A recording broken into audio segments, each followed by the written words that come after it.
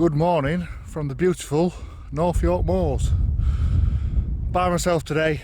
Mrs. Ordinary Ike has got to work, unfortunately, so I'm out by myself. But yeah, what a stunning day for it. Sun's out again, 2 weekends on bounce, which is very, very lucky for January.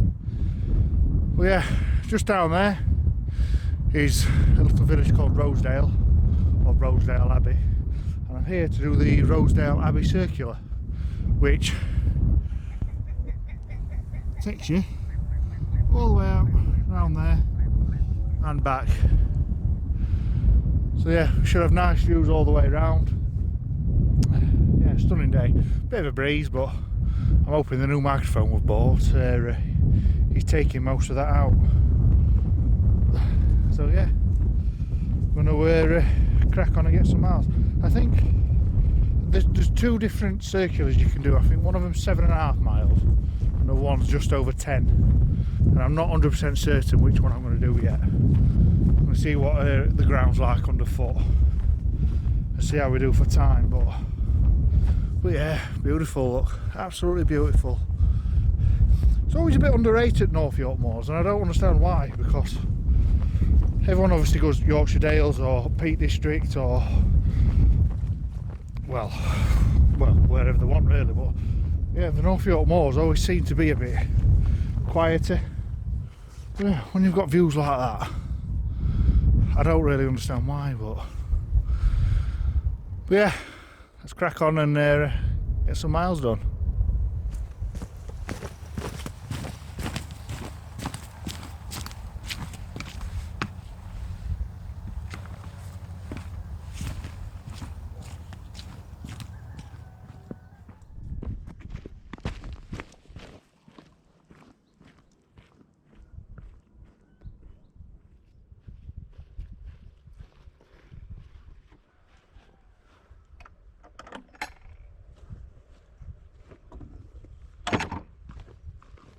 It is actually pretty chilly today, especially now we're dropping down into the valley. Yeah, a few rogue snow showers this morning on my drive up,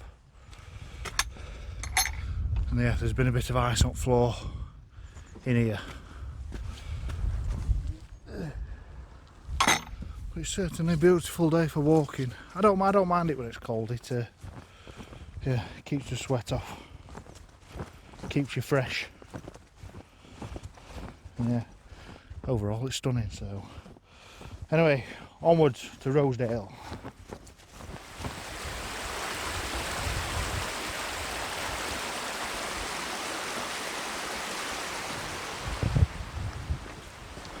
Stream can only mean one thing: valley bottom.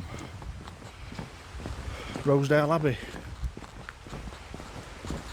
As like with all these villages, it's nice and quaint. I don't know if there's a cafe or out.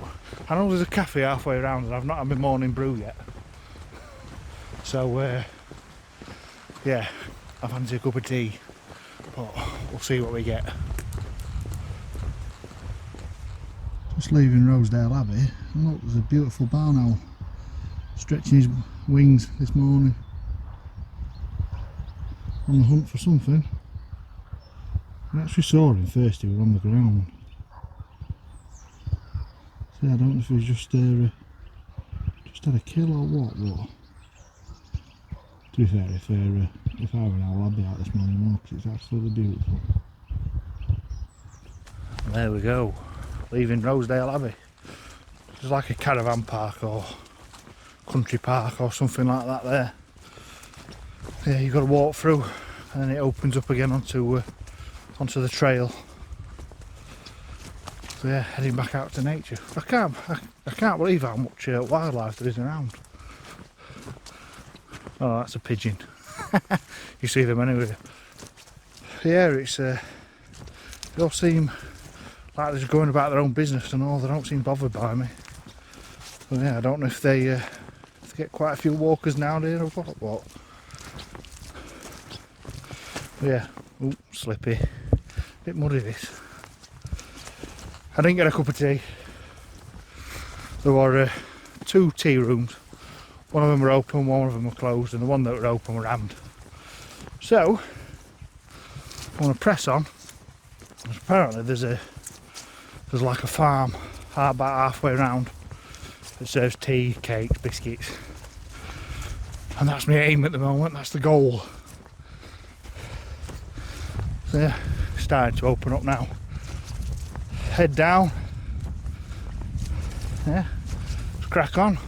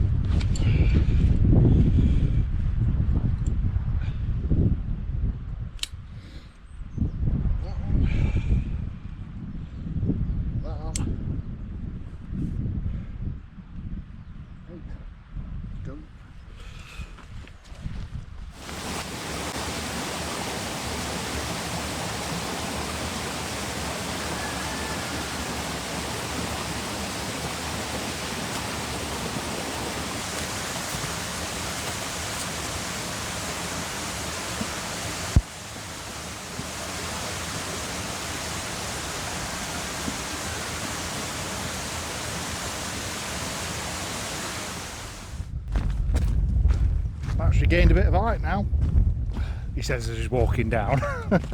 We have come away from the stream a bit. You know, we're walking along a nice path now. It's a bit muddy down there. There were one or two times when I nearly went over, and there was actually once when I did. So yeah, I've got a muddy leg now, but yeah, on a nice firm path now. I'm actually heading towards Dalehead Farm, because that's where the tea room is, or tea garden. I'm hoping I want to get myself a nice cup of Yorkshire tea there, maybe a cake. I think I've earned it. Yeah, just over 3 miles in now. Yeah, bloody beautiful. I think I've met 2 or 3 people and a dog, which is always important on the walk so far. Yeah, it's absolutely lovely. It can be a bit boring sometimes walking by yourself, especially when it's just level flat ground, but I've been enjoying this. Yeah, it's quiet, serene. Listen. Nothing but a stream down there. It's beautiful. Still farm building, farms, sheep, cockerels. All the farm animals. That's what I've come across anyway. But yeah, I'm going to carry on down here, and I might catch up with you when I get back to the tea room. Apparently it's open till 3 o'clock, so fingers crossed it'll be open when I'm there. Yeah, there's a bit of something, a bit of industry around here that I'm going to tell you about, and hopefully show you.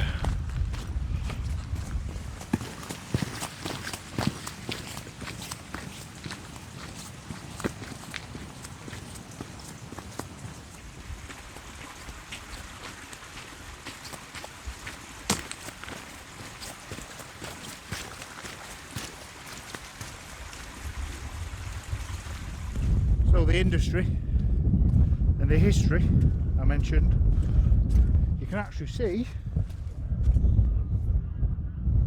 up there. Hello everyone, Mrs. Ordinary Hiker here. Fear of missing out is strong when it comes to our adventures, so I'm here in spirit bringing you the history which I believe makes walks like this so blooming special. So what you can see here is the remains of a set of arched stone kilns that were used during the Industrial Revolution. There's actually another set of smaller kilns in this section of the railway, and both would have been working non-stop during the height of their use. The ironstone industry was absolutely thriving in this area in the second half of the 1800s, right through to the 1920s. These kilns were basically used to calcine, or roast to me and you, the ironstone from local mines before it was transported out along the railway over to Teesside and further afield for iron and steel production. 10 million tonnes of ironstone was mined from Rosedale before the railway and mines closed for good in the late 1920s. It's hard to imagine on a day like this, but the area would once have looked very different to what Josh can see today, with the valleys filled with the fire, smoke and an incredible amount of noise that would have come from both the railway construction earlier in the century and then the short but explosive period of ironstone mining. The Rosedale Railway, which Josh will actually be walking along later, came after the original Whitby to Pickering line and was a remarkable feat of Victorian engineering, built to connect these remote valleys to the wider world. Remember, during this time, the lines would have been constructed with manual labour using a plumb bob, string and a ruler, which is pretty damn impressive.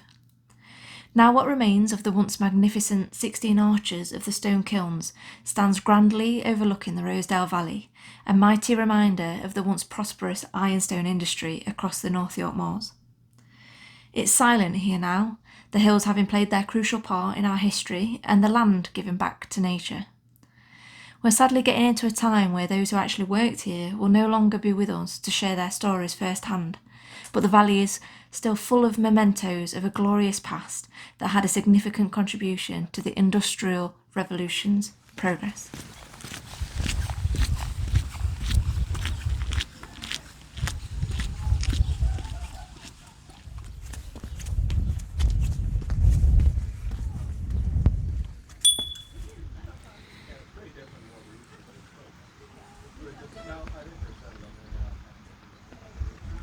This is absolutely lovely.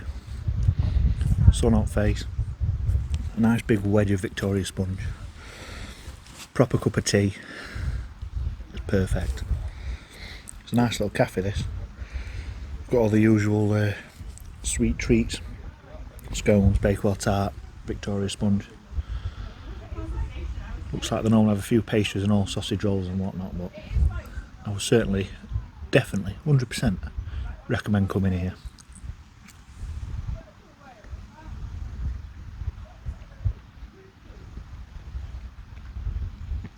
It's actually a little bit off the trail I'm doing, but certainly worth it.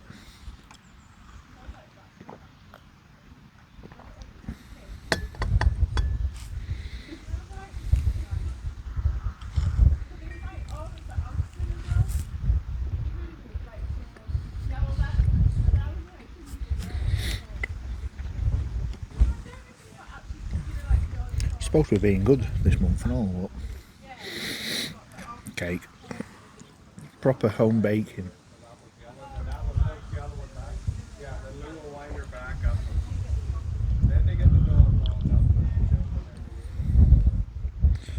Proper home baking. I'm going to need this anyway, because once I'm done here I have some altitude to gain. Time to head back up top and out of the valley. So there we go, Dalehead Farm tea house. Stunning little place. Lovely people that run it. Yeah, the tea and coffee, well, tea were nice, cake were really nice. Yeah, absolutely lovely. There's the opening times for you. So I would highly recommend coming here, even if it's a mile off your trail. Yeah, do give it a go, because it's yeah, Lovely. Lovely food, lovely people, and a lovely view. So yeah, I'll let back up. So you now heads down time and get some altitude under the feet, because we're going up there. Head back up to the ridge and then head back along to the car. I think I'm about 5.5, 6 miles in at the moment, so I'm probably the furthest away from the car that I'm going to get. So looks like we're going to do 10 to 11 miles today, which isn't bad. Isn't bad at all. But yeah, I'll catch up with you in a bit.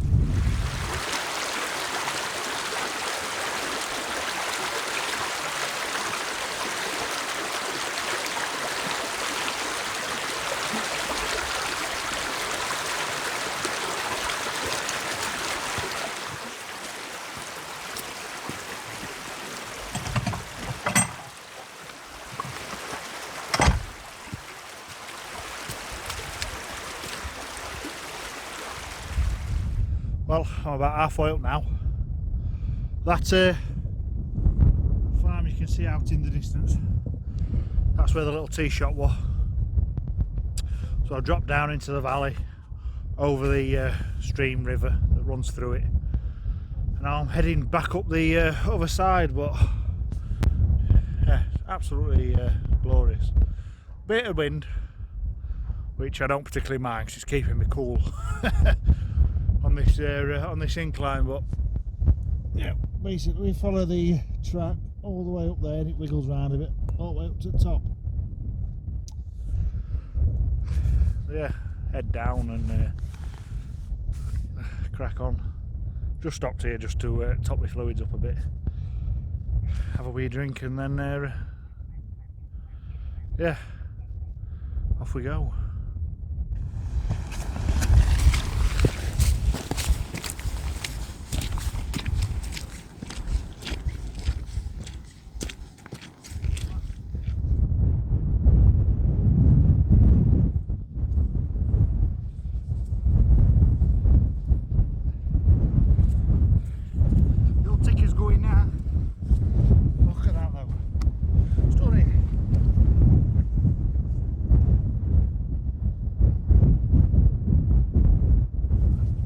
Fluids on board, and now for the final push up to the rail line. It's not far, I'm about 3/4 of the way up now anyway. Yeah, up to the rail line, which is the rail line that connects the kilns out in the distance. So once we're on that, it should be a fairly steady and flat gradient. Of course, trains don't go up gradients. All the way back to the car. But yeah, absolutely beautiful. I've just spent 10 minutes sat down having a drink and taking the view in, because why wouldn't you? Yeah, perfect. Perfect. Well yeah, I'll catch back up with you when I'm at the top.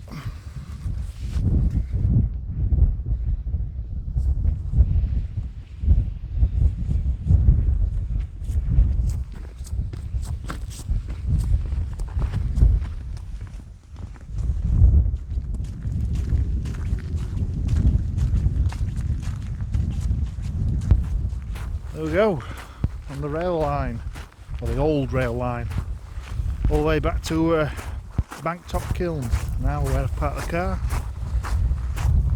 Yeah, it's actually really nice, this, as you'd expect from an old train line. It's lovely and flat, good underfoot, which means it's perfect if you're not very mobile and you want to get out for a walk, or you're not very fit and you want to get out for a walk. It's just a nice steady gradient. Perfect if you've got a pushchair and all with small children, or if you're in a wheelchair. Yeah, I'd highly recommend this top bit. Actually, it goes on down there and goes all the way around the all the way around the valley to the kilns over there. Carries on even further. But yeah, lovely. Sun's out, stunning views. Wouldn't have been a bad place to work this. Train driver, don't get me wrong, I know conditions weren't great back in 1800s like, but yeah, there's probably worse places to work. But yeah, I'm gonna head back now. I'll pick you up when we get back to the Banktop Kilns.